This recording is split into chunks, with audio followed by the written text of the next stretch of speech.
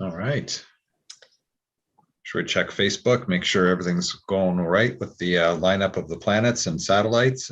And make sure that it's all there. There we go. I see us. We are there. We are actually live. This is always the question once we hit that button. Yeah. Great. Pam Trepanier is with us. A few minutes late tonight. I apologize for getting everybody started off with marriage prep online this weekend. So Yeah, we were watching the episode and Thomas just kept on asking questions, So he seems like the kind of guy who'd be asking a lot of questions. Yeah. Yeah, it was a good episode though. It was. It definitely was. I do like how they're developing some of the different characters as they go along, or the apostles as they go along, and some of the other kind of add-ins that we don't know about, right? But kind of filling in some hypothetical gaps in the gospel narrative. Yeah, definitely. Are we on just the St. Anne's site, or are we on Good Shepherd as well? We are currently just streaming to our St. Anne's YouTube and Facebook, so we'll have to share that. No problem. Just to make sure we're monitoring the ones we might get comments from. Yes, and I do have the restream chat up too, so that should bring in everybody. But great. So it should be good. Father Phil, how you doing? Surviving, Father. Good to see you. Father Mark, welcome. Father Rob, across the hall from me. Mm-hmm. Yeah. Hey. Good. Catherine, how's your day today? Hey, it's a one foot in front of the other kind of day today. There was a lot of Jesus today. That's always a good thing.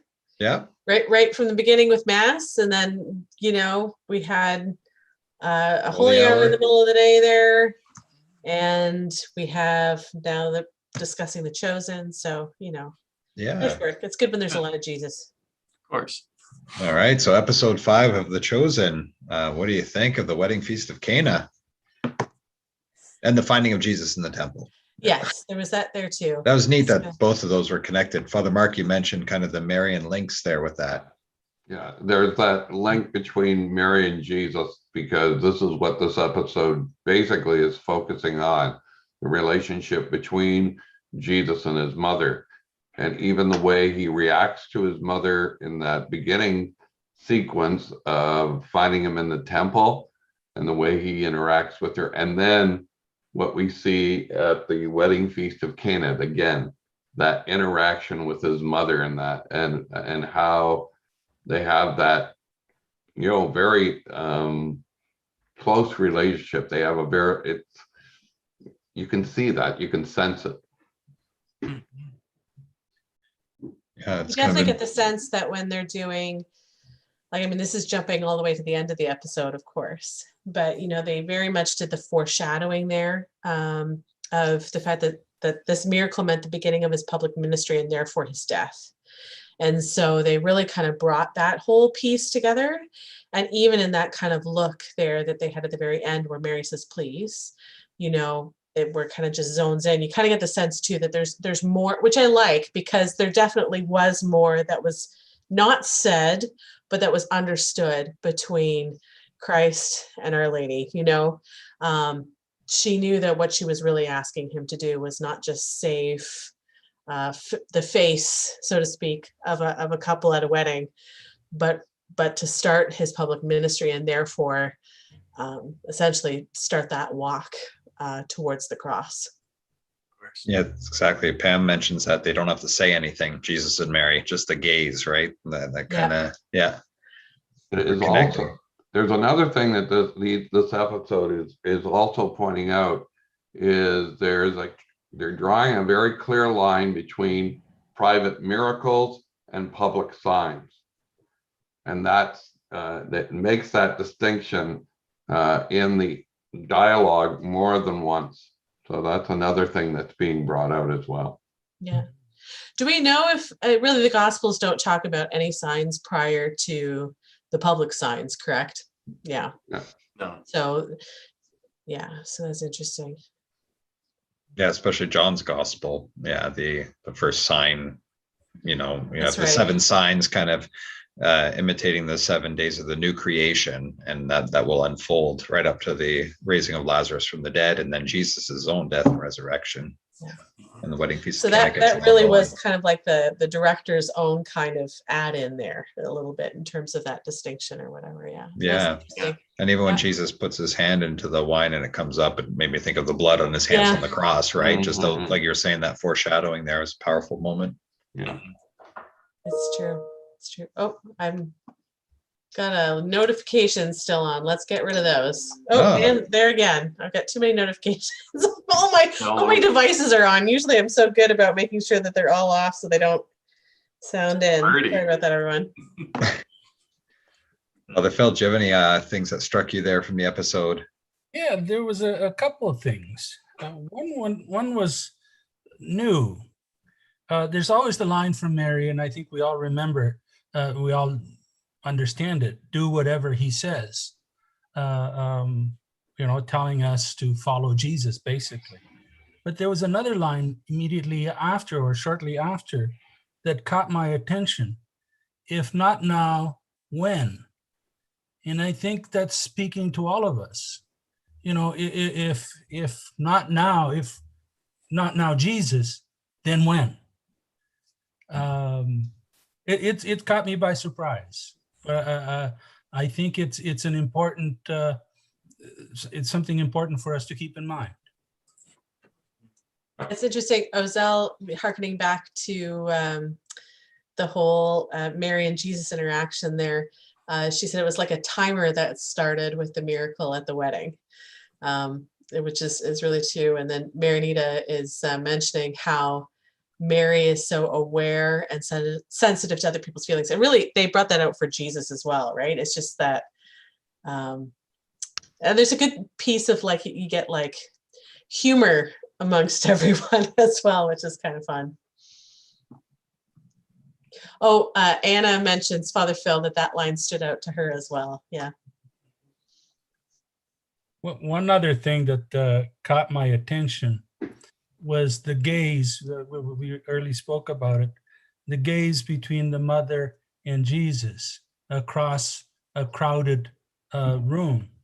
Being married, you do that. You once in a while you look up and try to find where the other one is. And more often than not, they're doing the same thing at the same time, looking for you. And it doesn't mean anything, we're just basically acknowledging each other's presence. But I thought it reminded me of that marital, and I'm sure it happens to all of us with good friends or companions, that we just recognize them and being aware that they're there. That gaze between the two of them too, it also harkens to when Jesus will begin his walk to the cross, as it were, and how that he will have moments where he will see his mother and they will gaze at each other again. I think of the Passion of the Christ when he falls and there she is, trying to get close to him. And again, they look at each other and how he says, like, I'm going to make all things new. So those gazes don't just happen at the wedding feast in Cana. We're going to see those gazes as well elsewhere. So Pam mentions here that gaze will be seen again. So I'm sure there's more to come there. But for me, it was kind of a visual explanation of Mary's intercession. Like it's one of not so much requests written out or something or spoken, but just a deep spiritual bond that kind of flows from her heart to his, the Immaculate Heart of Mary to the Sacred Heart of Jesus. Yeah. And also, I mean, even, and maybe I'm reading too much into this, and maybe it's more me superimposing what I know about Our Lady, from the Gospels and from the teachings of our church or whatever. But they did seem to portray it very well in terms of the idea that they almost knew Mary wasn't asking something that she knew she was going to get a no to. Like it wasn't a manipulative sort of, I've got you here, and so therefore you have to say yes to me. You know, she only asks what she knows, that like their wills are so in harmony. There is not a request there that isn't a mutual request. So the actors played that very well, I thought. So I really liked Thomas's character there. Mhm. Yeah, also very well played. The I know. costuming is lovely too, eh? Yeah. No, just What about the interplay between John the Baptist and Nicodemus? Mm. Well, that was very interesting About too. what was going on there? Yeah. Definitely see the change when John recognizes that Jesus has started, you know, in on his like getting close to the time of his public ministry, right? Like he suddenly all of a sudden gets extremely animated. And yeah, you get the kind of sense too that like you could see why people would think he was a little bit different. Difficult to have a conversation with. John the Baptist brings in the Old Testament, like the Old Testament prophets and that. And when they were talking about Caesar and the king, and then making the pathways straight and level. So like the prophets, he kind of brings those in and kind of connects himself to that. What was your striking you, Father Rob, with Thomas you were mentioning? Well, first I wanted to mention with Nicodemus, it was just kind of interesting how he walked into that prison cell expecting like a madman, you know, like someone to just be completely wild, and then here's a man who's like speaking the words of the prophets to him. But of course, he says you're like mad in another kind of way, right? Mm-hmm. So he was kind of surprised by that. But also, I think John picked that up, that he was sensing something was going on. So he continued the conversation with Nicodemus. But with Thomas, you know, what really kind of struck me there was that Jesus gave him permission to question, to look for answers. And he says, there's going to be a lot of stuff you're not going to understand. You're not going to be able to figure out. But he gives him that permission. And then you just see Thomas in awe, like he will be before Christ, you know, when he sees the wounds in his side, but in awe before the water turned to wine. That image was pretty, like, that was a good image. And that he also kind of blew Nicodemus's mind when he said, God has a son? No, he has only one son. It's Israel. And like, it was just blowing his mind that he would have a son.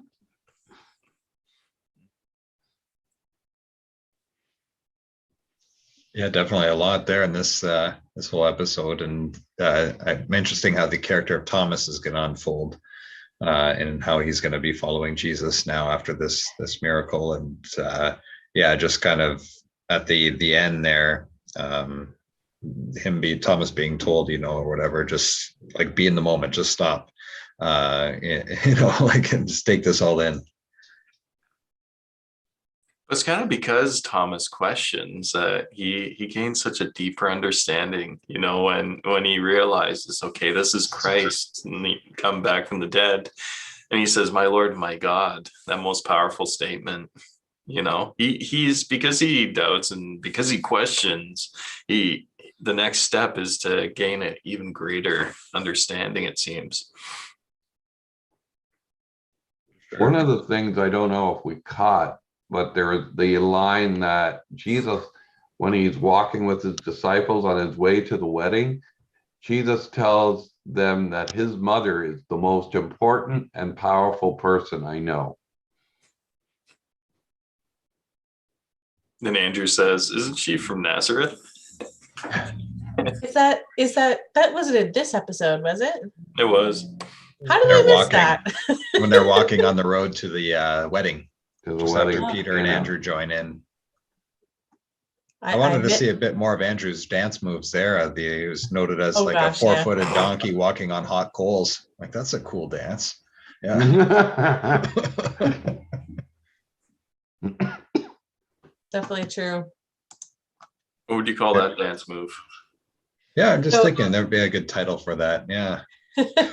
Anna mentions that she thinks a lot of people can relate to Thomas and, that desire for those questions. And Marinita brings up the insight that she feels that Nicodemus is really kind of the way the character is being played there is symbolic for just people who are searching for truth, in that journey there. So the Pam Trepanier mentions Jesus is okay with doubt as long as it leads us to be closer to him. So yeah, Exactly. very good. Yeah. Good way Good to put it. insight Good there. point. Mhm. Yeah. And this episode focuses on marriage, as we can tell, but there's another marriage that's also being focused in on to a degree, and that is between Simon and his wife Eden, Mm. and how that dialogue goes on about, catching the fish and following him and so forth and so on. It's beautiful how they show how tuned into belief that Eden is, because obviously, when we think about the apostles who were married before following Jesus, and still called to, that perfect following of him, is that there was in some senses like big relationships that they left behind and following, our Lord. It's not something you always think about, but her response in that moment where he's expecting what would be a very normal human response to your husband saying sorry, honey, I'm headed off to follow this guy with no job and so long, farewell. Was that she, with the total faith in the Messiah and everything else, saying no, you have to go, and so her faith in all of that too. Yeah. Well, she back in episode 4 was asking, well, you haven't pursued the Lord lately like the man that I had married. And then all of a sudden he does this turn. And then she says again, this is the man I married. It's oh, good, he's back. And it goes to show us Jesus makes us more of who we are meant to be, and not somebody out of character. Yeah.